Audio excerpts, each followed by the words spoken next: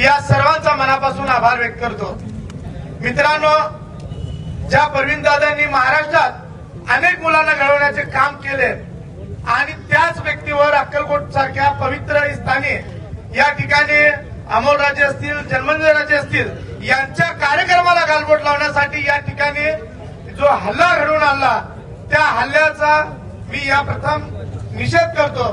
त्याचबरोबर दुसरी एक गोष्ट सांगतो, अमोलराजे गेल्या अनेक दिवस झाला हा अक्कलकोट महाराष्ट्रभर हिंदू मुस्लिम आणि इतर ठिकाणी बदनाम कसा होईल असाच प्रयत्न काही ठिकाणी सुरू आहे।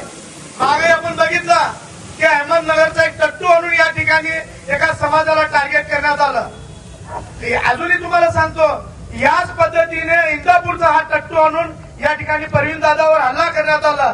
याचा मागचा मास्टर माइंड कोण आहे हे शोधणं मात्र आता गरजेचं आहे।